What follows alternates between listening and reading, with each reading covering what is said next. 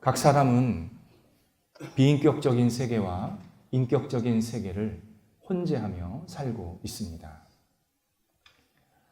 어떤 이는 비인격적인 존재에 인격성을 부여해서 숭배합니다. 어떤 이는 인격적인 존재를 비인격적으로 하대합니다.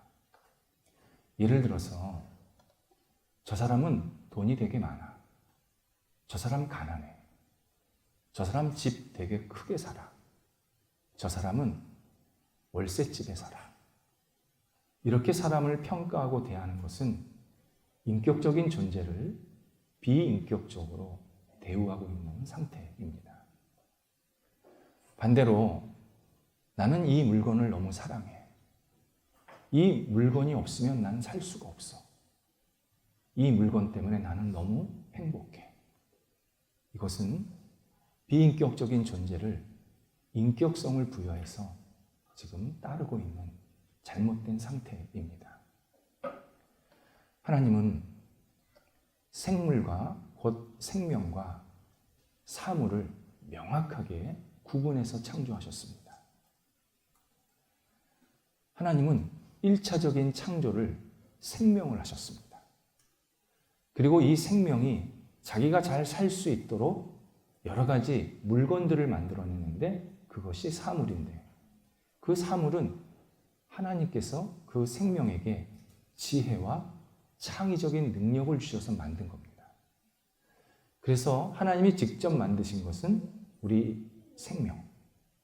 하나님이 2차적으로 만드신 것이 사물입니다. 그런데 사람들은 생명과 사물을 혼합시켜서 마구 섞어서 자기의 유익, 자기의 목적, 자기의 욕심에 따라서 숭배도 했다가 버렸다가 그것이 없으면 못 살겠다고 했다가 또 어떨 때는 폐기 처분했다가 계속 반복해서 잘못된 행동을 하는 것을 확인하게 됩니다. 이런 모습이 인간의 죄성의 단면입니다. 음행한 여인을 또는 음행한 사람을 돌로 쳐 죽이라. 구약 성경에 분명히 나오는 하나님의 말씀, 율법입니다. 그런데 이 말씀은 잘못된 행동한 사람을 물건 취급하라 라는 뜻이 아니었습니다. 그런데 많은 사람들이 그렇게 물건 취급을 합니다. 어떤 잘못이 생기면 그 잘못을 보면서 그 일을 행한 사람을 인격적으로 대우하지를 않습니다. 하나님께서 이 말씀을 하신 이유는 내가 만든 생명이니까 잘못된 가치, 잘못된 행동으로 내 생명을 망치지 말라고 하신 명령이었습니다. 쉽게 표현하자면 네가 잘못된 행동으로 해서 너 생명을 망가뜨리지 마라. 예방하라 라는 차원에서 이 말씀을 하신 겁니다. 잘못된 사람을 돌로 쳐 죽이라, 처벌할 대상이다, 돌로 쳐 죽여도 문제없다, 이걸 강조하신 게 아니라 그렇게 대우를 받지 마라. 그렇게 상대방을 잘못되게 행동하게 않게 하기 위해서 너희 스스로가 잘못된 가치관에서 멀리 떨어져라. 너희 스스로가 내가 준 생명을 잘 보호해라. 분명하게 우리한테 예방책을 알려주신 내용이었습니다. 하지만 유대 지도자들은 음행한 여인을 끌고 와서는 이 여인을 죽여야 됩니다. 율법이 그렇게 말하고 있습니다. 율법 조항을 인용하고 있습니다. 거기에 예수님을 죽이려고 이 여성을 중간 미끼, 중간 도구, 중간 수단으로 삼아서 예수를 공격하고 있습니다. 나아가서 여러 군중들은 이 여성은 처벌에 대할 대상, 우리가 돌을 들고 있습니다. 언제든지 말하면 우리는 던질 준비가 되어 있습니다. 이 여성은 죽어야 합니다. 라고 물건 취급하는 상태. 이것이 바로 오늘 본문의 바로 앞에 나온 내용이었습니다. 군중들과 유대 지도자들은 이 여성이 구원받아야 할 생명, 회복돼야 할 생명, 미래를 보장받아야 할 생명으로 전혀 생각하지 않았습니다. 빨리 죽여 없어야 할 대상으로만 생각한 겁니다. 반면 예수님은 이 여성을 처음서부터 인격적으로 대우하셨습니다. 이 여성의 죄를 먼저 보신 게 아니라 어떻게 하면 이 여성을 다시 회복시킬 수 있을까? 어떻게 다시 새롭게 만들 수 있을까에 모든 초점이 있으셨습니다. 그래서 여성을 대하는 태도가 근본적으로 달랐습니다. 여성을 대하는 태도가 다르다 보니까 접근 방식이 달랐습니다. 10절에서 드디어 예수님께서 이 여성에게 첫 번째로 말씀하십니다. 사람들이 이 여성이 죄를 지었다고 끌고 온 시간이 한참 전입니다. 시간 굉장히 많이 지났습니다. 이때 사람들이 예수님께 다그쳤습니다. 예수, 이런 사람 어떻게 해야 됩니까? 이렇게 음행한 사람 어떻게 처리해야 됩니까? 빨리 대답하세요. 시간 주지 않습니까? 왜 대답 못합니까? 다그치고 또 다그치고 닥달하고 또 닥달했습니다. 예수님 한마디도 안 하십니다. 참 놀랍습니다. 보통 때 모습을 보면 예수님 벌써 몇 마디가 아니라 일 끝내셨습니다. 근데 지금까지 예수님 한마디도 안 하십니다. 그리고 주변의 사람들이 다 물러갔을 때, 군중들도 부끄러워서 물러가고 지도자들도 물러갔을 때, 그때 처음 여성과 대화를 나누십니다. 예수님은 여성을 인격적으로 대하고 계십니다. 1대1로 만나서 내가 너와 이제 말하고 싶다.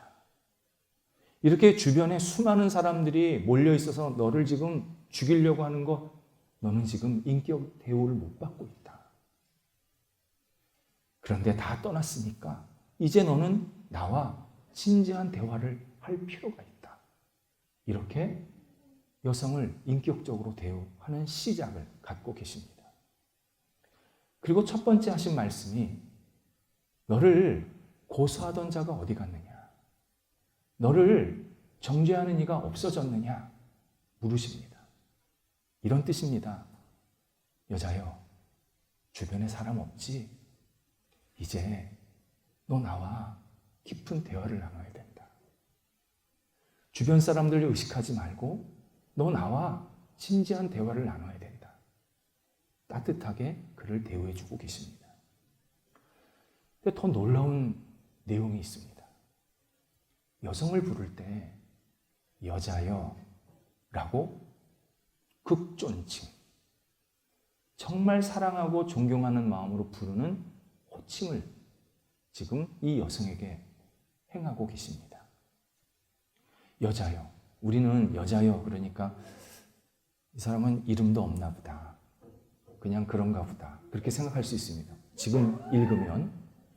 근데 이 당시에 이 표현은요, 최고로 사랑하고 아끼는 사람한테 들려주었던 호칭이었습니다. 근데 예수님께서 이걸 누구한테 하셨냐면 어머니 마리아한테 하셨습니다. 앞에서 가나 혼인잔치에 어머니가 포도주가 떨어졌습니다 얘기했을 때 아들이, 곧 예수님이 어머니를 향해서 여자여 이렇게 따뜻하게 부르셨습니다. 나중에 십자가에 돌아가실 때 아들을 먼저 떠나보내는 엄마의 마음이 얼마나 아프시겠습니까? 십자가에 죽으시는. 그때 예수님께서 이 어머니 마리아를 보시면서 여자여 그렇게 표현을 하십니다. 여자여의 원래 뜻이 사랑하는 그대여, 여성이요, 그런 의미입니다. 정말 소중한 단어입니다. 근데 이 단어를 지금 음행하다 걸려온 사람한테 붙이는 겁니다. 이 여성을 너무 아끼시는 겁니다. 여성, 예수님보다 나이 어렸습니다. 근데 여성을 정말 존중하면서 그가 가지고 있었던 여러 가지 어려움들을 해량하시면서 그에게 좋은 표현으로 여성이요, 그대여 라고 부르고 계십니다. 우리가 인격적으로 존중받게 되는 유일한 분은 예수 그리스도이십니다. 우리는 이 땅에 살면서 인격적인 존중을 받지 못할 때가 참 많습니다. 계약을 할 때 우리는 갑과 을로 칭함을 받습니다. 계약을 이행하지 않으면 갑이든지 을이든지 문제가 생긴 겁니다. 우리는 그렇게 취급을 받습니다. 사정 안 봅니다. 거기에 이익단체나 이익사회에서 각 개인은 인격적으로 존중 못 받습니다. 전체 조직에서 작은 부분, 기계에서 한 부품, 큰 단위에서 작은 단위로 여겨질 때가 참 많습니다. 내가 아프다고 이익단체에서 나 이해해주지 않습니다. 역할 못하는 것만 뭐라 그럽니다. 우리 그리스도인들은요, 이런 현실에서 너무 마음 아파하고 상처받지 말아야 합니다. 이것은 현실이 그만큼 문제가 많고 타락했고 뿐만 아니라 현실에 한계가 있다라는 뜻입니다. 그래서 각 개인을 진짜 존중하지 못합니다. 그냥 전체를 돌아가게 하는 한 부분으로만 그냥 생각하는 겁니다. 여러분 식당 가도 그런 얘기 하지 않습니까? 오늘 몇 번 돌면 돈 얼마 번다. 그잖아요? 이분이 참 좋은 손님입니다. 그런 얘기 안 합니다. 4명 테이블에 1명 앉았네. 오늘 저 테이블에 돈 들 나오겠다. 세상은 다 그렇게 생각을 합니다. 상처받지 말아야 합니다. 우리를 진짜 인격적으로 대우하시는 분은 예수 그리스도밖에 없으십니다. 예수님은 무궁하고 영원하십니다. 그분은 우리 인류, 지금 태어난 사람부터 그 전 앞으로 태어날 모든 사람들을 인격적으로 존중하기에 충분한 분입니다. 모자름이 없습니다. 한 사람 한 사람을 정말로 사랑하는 마음으로 따뜻하게 대하시는 유일한 분이 예수 그리스도입니다. 괜히 하는 말이 아니라 정말 내가 인격적으로 존중받으려면 예수 믿는 길밖에 없습니다. 세상에서 내가 인격적으로 존중 못 받는다 상처받지 마셔야 합니다. 당연한 겁니다. 한계가 있기 때문입니다. 인격적으로 존재 못합니다. 존중. 그런데 예수님을 믿고 의지하면 예수님은 우리를 인격적으로 따뜻하게 존중해 주십니다. 우리를 너무 잘하시고 사랑하시고 우리를 새롭게 의미 있게 살아갈 수 있도록 계속 우리와 함께 하시는 유일한 구원자요 유일한 존중하시는 분이 예수 그리스도입니다. 그래서 예수 그리스도를 믿는 것이 세상에서 가장 큰 복이 될 수밖에 없습니다. 그렇다면 예수님께서 어떻게 이 여성을 그리고 우리를 인격적으로 대하고 계신지를 확인해야 합니다. 먼저 예수님이 이해하십니다. 예수님은 이 여성의 죄가 없다고 하지 않으셨습니다. 죄가 있는 거 분명히 아셨습니다. 너를 정죄하던 사람이 어디 있느냐? 이 말씀은요, 네가 정죄받을 일을 했구나. 네가 잘못된 행동을 해서 지금 사람들한테 공격받고 있는 거야. 이걸 전제하시는 말씀입니다. 그런데 예수님께서 이 여성의 죄를 먼저 보신 게 아니라 이 여성이 그렇게 잘못된 행동을 할 수밖에 없었던 여러 가지 상황들, 이 안에 들어있었던 잘못된 습성들, 생각들, 마음들을 이해를 하셨습니다. 그러면서 여성을 전혀 다르게 대하고 계십니다. 예수님은 지금도 우리를 이해하고 계십니다. 우리 정말 감사하고 기뻐해야 합니다. 세상 모든 사람들이 나를 이해 못해도요, 나를 가장 잘 이해하시는 분이 딱 한 분 계십니다. 예수 그리스도입니다. 그래서 내가 이해받고 있기에 행복한 사람입니다. 어떤 분이 묻습니다. 언제 예수님이 나를 이해하셨죠? 증거가 있습니다. 내가 지금 살아있는 게 증거입니다. 내가 지금 여태까지 한 행동대로 처벌받고 그리고 그 결과를 내가 받았다. 우리 100번, 1000번 벌써 죽었어야 합니다. 내가 행한 대로 그대로 결과가 다 나왔다. 아무도 이 자리에 앉을 수 없습니다. 그런데 예수님께서 내가 행한 대로 그대로 벌하거나 결과가 있지 않게 하시고 네가 그랬구나. 네가 그런 일이 있었지. 이해하시면서 우리를 다시 살 수 있도록 기회를 계속 주고 계십니다. 지금도 그 이해를 계속 부어주고 계십니다. 예수님이 우리를 이렇게 이해하셨다는 것은 우리도 사람을 그렇게 이해하라고 말씀하시는 내용입니다. 그리스도인들이 다른 사람을 이해할 때 두 가지 태도가 필요합니다. 하나는 성경대로 사람을 이해해야 합니다. 내 지식대로, 내 경험대로, 내 마음대로 사람을 이해하기 시작하면요, 사람을 오해하기가 쉽습니다. 그리고 잘못 이해합니다. 성경대로 이해해야 합니다. 일부 세상의 낙관론자들은요, 인간은 선하다. 인간은 옳은 일을 많이 할 수 있고 세상을 유토피아로 만들 수 있다. 그렇게 주장합니다. 그래서 과학과 기술과 의학을 통해서 세상을 점점 발전시키고 더 풍성하게 만들려고 지금도 노력하고 있습니다. 그런데 사람은 겉으로는 발전시킬 수는 있지만 그 안에는 더 심각한 문제가 계속 일어나고 있습니다. 사회가 겉으로는 굉장히 경제적으로나 어떤 물질적으로나 풍부해졌지만 실제로 그 안에서 일어나는 사람들의 이 행습들은 심각하게 문제가 많고 무너뜨리고 있고 그리고 잘못된 모습으로 지금 타락한 모습을 우리가 그대로 확인하고 있습니다. 오히려 사회가 막 발달하니까 내 죄성이 자꾸 숨기려고 하는 그런 속성도 가지고 있습니다. 사람은 유토피아 못 만듭니다. 디스토피아 만듭니다. 우리의 습성이 뭔가 잘 되고 있다 그러면 뒤에서 딴짓합니다.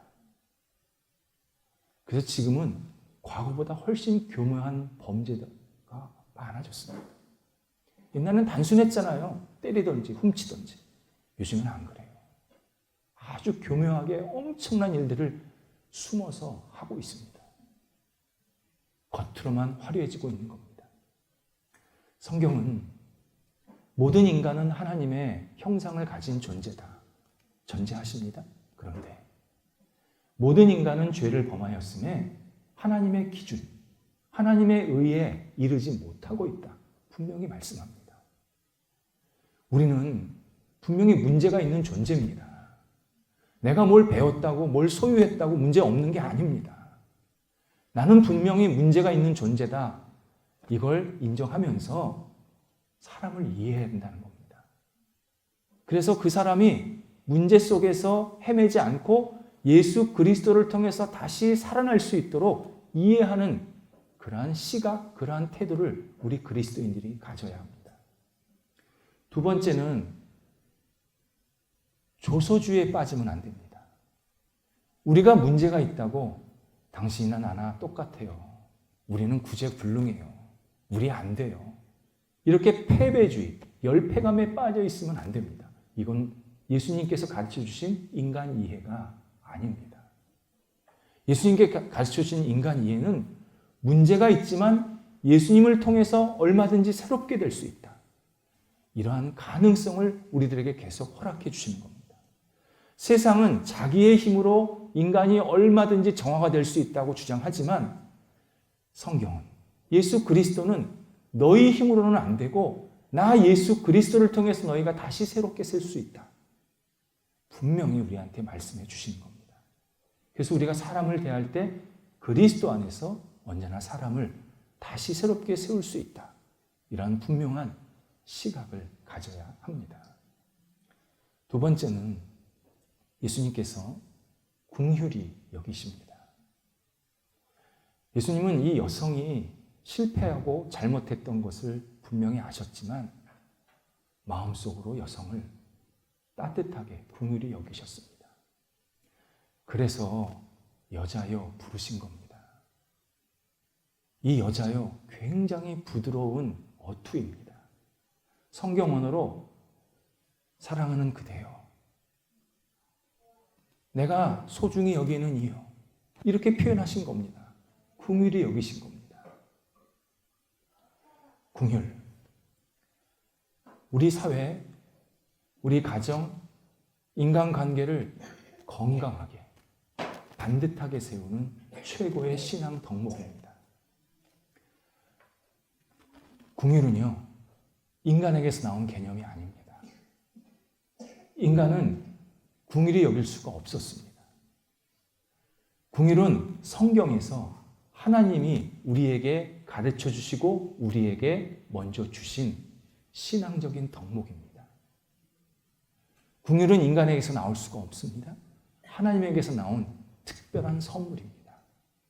그래서 이 긍휼이 들어가면 그 모임이 건강해지고 반듯하게 세워지고 그리고 굉장히 부드러워지는 놀라운 결과를 얻게 하십니다. 어떤 모임에서 비판과 비난의 화살이 막 쏘게 된다. 어떻겠습니까? 경직됩니다. 차갑습니다. 둘의 관계 속에서도 서로 비난하고 비판하는 일이 막 왔다 갔다 하면요, 둘 관계가 제대로 설 수가 없습니다. 그런데 긍휼이 그 안에 들어가면 든든해집니다. 풍성해집니다. 너그러워집니다. 그랬구나. 이해하게 됩니다. 긍휼의 힘이 그렇게 큽니다. 우리가 긍휼히 여겨야 될 모임이 하나 있습니다. 놀라지 마세요. 직장입니다. 직장에서 긍휼히 여겨야 된다? 일반 사람들은 이해 못하지요. 직장은 평가하고 상벌이 명확한 곳입니다. 잘못하면 책임지고 나가야 되는 곳입니다. 근데 직장에서 긍휼히 여기라고요? 맞습니다. 긍휼히 여겨야 합니다. 그러면 직장이 바르게 섭니다. 직장이 든든해집니다. 직장이 더 발전하고 성숙하게 됩니다. 사람들은 평가하고 비판하고 상 주는 것에 굉장히 익숙하지만 실제로 직장에서 있어야 될 최고의 덕목이 긍휼입니다. 제가 예전에 회사를 운영하고 있는 한 그리스도인에게 이런 얘기를 들었습니다. 자기가 월급을 받고 회사를 다닐 때는 한 달이 그렇게 천천히 온다랍니다. 월급 받아야지. 열흘이나 남았네. 월급날 됐는데, 5일이나 남았네. 그렇게 시간이 늦게 가더라는 겁니다. 퇴사하고 나서 자기 회사를 차렸는데, 한 달이 1초 같다라는 겁니다. 오늘 여러 가지 결제하고 월급 지출을 했는데, 돌아서니까 또 결제하라고 그러고 또 월급 주라고 그러고. 회사가 운영이 잘 될 때는 문제가 없지요. 불경기를 타면 월급날이 다가오면 입이 바짝바짝 마른답니다. 그래서 사람들을 찾아다니면서 투자 요청하고 뭔가 좀 돈을 좀 변통해달라고 얘기해서 어느 날 자기가 집에 돌아오는데 내가 회사 대표 앵벌이구나. 그 생각을 지울 수가 없더라는 겁니다. 그래서 그리스도인들 직원들은 임원진들 대표를 긍휼히 여겨야 합니다. 나 왜 이거밖에 대우 안 해주세요? 이거 유치한 행동입니다. 하나님 무시하는 행동입니다. 정말 우리를 이끌어주고 이 회사를 세워서 운영하고 있는 그 대표를 이렇게 일할 수 있게 기회 주셔서 감사합니다. 저도 회사를 위해서 헌신하겠습니다. 정말 이렇게 좋은 시간 주셔서 감사합니다. 축복하는 마음으로 긍휼히 여겨야 합니다. 긍휼히 여기시면 그분이 어떻게 되는지 분명히 확인할 수 있습니다. 반대로 회사를 운영하시는 분은 직원들을 긍휼히 여겨야 합니다. 이렇게 열심히 일해줘서 고맙습니다. 당신이 당신 가정의 대표에서 또 우리 회사를 대표해서 이렇게 열심히 일해주어서 우리 회사가 이렇게 든든히 서고 있습니다. 대표는 당신입니다. 내가 우리 임원진들이 잘 대우해주지 못해줘서 미안합니다. 좀 회사가 좀 더 이익이 나면 우리 직원분들에게 좀 더 나은 혜택, 나은 복지를 약속하겠습니다. 정말 내 사랑하는 동생, 내 사랑하는 자녀가 다니는 그러한 회사처럼 그렇게 품위를 여길 줄 아는 회사가 되어야 합니다.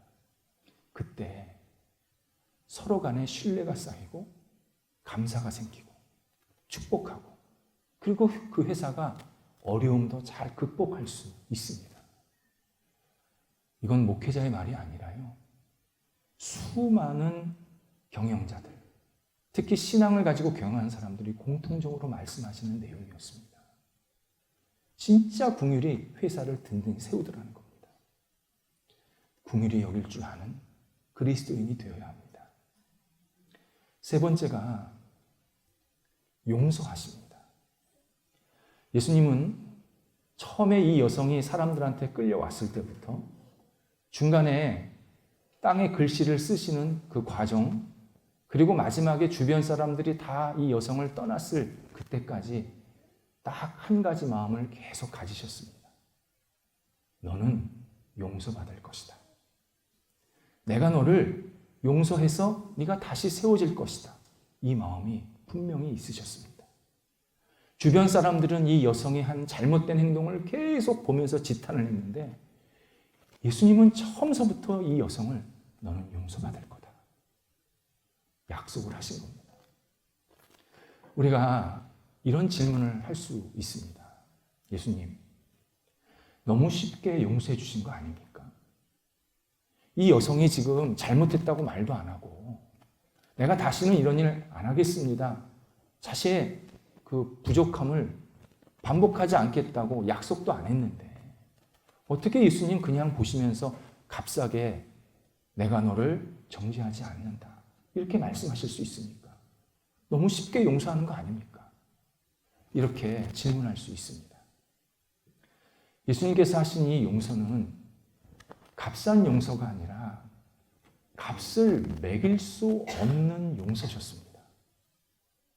예수님 잠시 후에 이 여성을 위해서 십자가에 못 박혀 죽으십니다. 그리고 우리를 위해서 십자가에 못 박혀 죽으셨습니다. 전능자가 당신의 생명을 십자가에 내어놓고 우리의 죄를 용서하시려고 죽으신 겁니다. 이건 값으로 따질 수가 없습니다. 우리 인류가 무슨 대단한 성공과 성과를 가지고 예수님께 드린다고 예수님이 십자가에 죽으신 것과 비등할 수가 없습니다. 갚을 수가 없습니다. 우리는 영원히 빚쟁이인 겁니다. 예수님이 이 사실을 아시고 먼저 용서의 판, 용서의 길을 깔아놓으신 겁니다. 너 여기 올라와. 너한테 나를 맡겨. 나를 믿어. 나를 의지해. 네가 어떤 잘못을 했던 어떤 문제가 있던 내가 용서할 거야. 나 너부터 용서부터 시작할 거야. 그리고 너 다시 살게 할 거야. 걱정하지 마. 나한테 와. 예수님께서 십자가를 통해서 이 값을 매길 수 없는 용서를 먼저 우리한테 주고 계십니다. 이 여성도 마찬가지였습니다. 주변의 사람들이 다 도망갔을 때 여성도 도망갈 수 있었습니다. 사람들 없네. 아우 창피해. 막 뛰어서 어딘가 숨을 수 있었습니다. 그런데 마지막까지 예수님을 쳐다보고 있습니다. 떠나가지 않았습니다. 예수님, 제가 주님을 바라봅니다. 제가 주님을 의지하고 있습니다. 제가 부끄럽지만 주님 앞에 있습니다. 저를 좀 도와주세요. 예수님께서 그 마음을 아시고 나도 너를 정죄하지 않는다 말씀하신 겁니다. 예수님께서 우리에게 똑같은 용서를 하고 계십니다. 우리가 문제가 있지만 부족하지만 예수 그리스도께 나 자신을 드릴 때 그분을 바라볼 때 예수님께서는 우리를 용서하시면서 다시 일어나게 만드십니다. 네 번째가 희망을 주십니다. 예수님께서 이 여성을 용서하고 난 후에 이제 너 용서받았으니까 다시 이렇게 대충 살면 돼. 마음 편하게 살면 돼. 이렇게 말씀하시지를 않았습니다. 다시는 범죄하지 말라. 거룩한 희망을 보여주고 계십니다. 여성이요, 네가 지난번에는 그렇게 잘못했고 문제가 있는 생활을 했지만 과거로 돌아가지 마라. 잘못된 일을 반복하지 마. 지금서부터는 좀 더 새롭게, 멋지게 하나님께서 기뻐하시는 대로 잘 살아. 이렇게 큰 비전을 여성에게 주신 겁니다. 지금 우리에게도 마찬가지입니다. 우리가 예수님에 의해서 용서받고 생명을 얻었다면 더 나아져야 합니다. 옛날의 모습대로 자꾸 빠져들면 안 됩니다. 잘못된 일을 반복하면 안 됩니다. 그건 지금 내가 용서받은 사람으로서 올바르게 행동하지 못하고 있는 겁니다. 예수님은 지금보다 더 성장하고 성숙하고 하나님의 영광과 뜻을 위해서 계속 잘 살라고 우리를 계속 독려하고 계십니다. 내가 너를 사랑하고 내가 너와 함께하고 있으니까 빨리 일어나서 앞을 향해 가라. 더 성숙하게 멋지게 살아라. 우리에게 계속 희망을 주고 계십니다.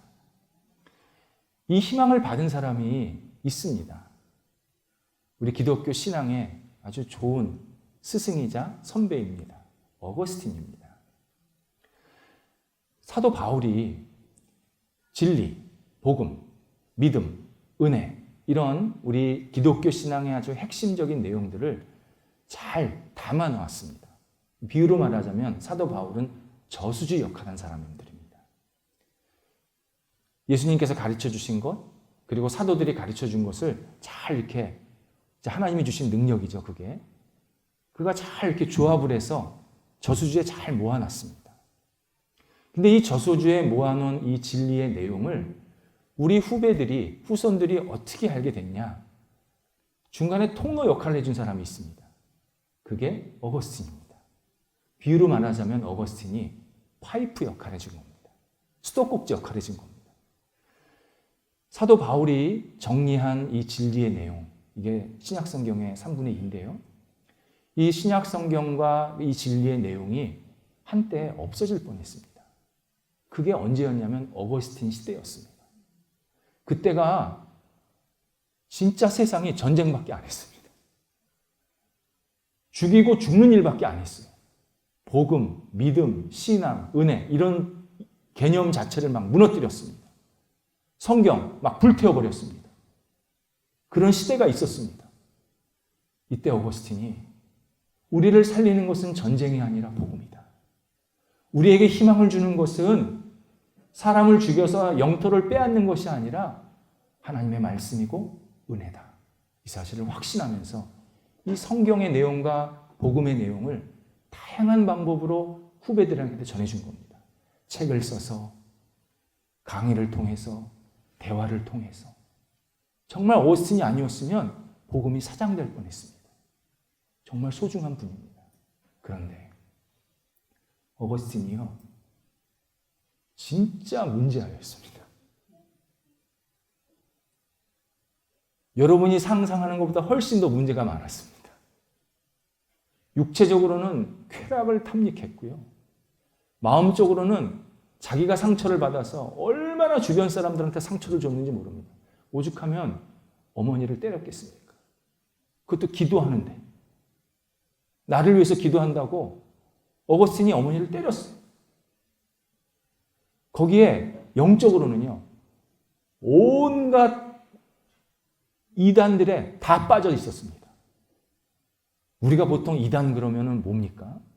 뭐 그냥 예수를 잘못 믿는 거, 뭐 좀 다른 신앙 이 정도 아닙니까? 어거스틴은 어느 정도냐면요, 조로아스터교라고 아십니까? 거기 선생이었어요. 우리도 지금 잘 모르는데 조로아스터교가 나중에 니체가 그걸 받아들이죠. 그 당시 어거스틴이 거기 빠져가지고 선생 노릇하고 있었어요. 완전히 혼란한 삶을 사는 사람입니다. 영적으로, 육체적으로. 그런데 예수를 만나고 확 변합니다. 내가 왜 이걸 지금만 안 했을까? 예전에 이 죄악된 생활을 완전히 끊어내고 완전히 새 사람이 됐는데 이전과는 비교가 안 되는 겁니다. 그때부터 복음과 성경을 가지고 사람들한테 위대한 신앙의 전도자가 되게 하나님께서 만드신 겁니다. 이게 은혜의 역설적 은혜의 특징입니다. 우리가 죄를 지으면요, 무너지잖아요. 이렇게 굉장히 도망다니고 피하고 싶고 제대로 일을 못하잖아요. 죄를 지면. 죄를 졌는데 나는 떳떳하게 잘 산다. 정말 그분은 진짜 문제인 겁니다. 죄를 지면 뭔가 사람들도 보기 싫고 막 도망다니고 숨고 막 그러잖아요. 그런데 예수 그리스도는 싹 끄집어 주십니다. 그리고 예전에 가졌던 행동과는 다른 정말 놀랍고 성숙한 행동을 하게 만드십니다. 그가 가지고 있었던 여러 가지 재능들, 하나님이 주신 능력들을 잘 끄집어내셔서 예전에 그것을 죄 짓는 데 사용했다면 이제부터는 하나님의 영광과 뜻을 위해서 사용하는데 잘 활용해 주십니다. 그래서요, 그리스도인들은 죄를 짓고 난 후에 더 성숙하고 성장하는 모습을 계속 갖게 만드십니다. 예수님은 지금도 이 일을 우리에게 행하십니다. 우리가 부끄럽고 부족한 모습이 분명히 있지만 예수 그리스도를 의지하고 그분을 붙잡고 그분만을 바라볼 때 이전과는 비교할 수 없는 더 성숙하고 성장하는 하나님이 기뻐하시는 모습대로 우리를 세워주십니다. 그래서 그리스도인은 희망의 사람입니다. 기도하겠습니다. 하나님, 저희들에게 용서와 사랑을 베푸셔서 흉어물을 예수 그리스도의 능력으로 깨끗이 치유하시고 다시 세워질 수 있게 하신 것 감사를 드립니다. 주님을 바라봅니다. 주님을 다시 의지합니다. 십자가에 죽으신 예수 그리스도를 붙잡습니다. 저희들을 온전히 세워 주시옵소서. 하나님이 기뻐하시는 모습대로 다시 날개를 달게 하여 주셔서 날개치며 이 땅을 하나님께 마음껏 쓰임받을 수 있게 하여 주시옵시고 우리의 잘못된 과거에 발목 잡히지 않게 하여 주시옵시고 주의 주시는 능력으로 다시 힘차게 일어날 수 있는 희망의 사람들이 될 수 있도록 역사하여 주시옵소서. 예수님의 이름으로 기도드립니다. 아멘.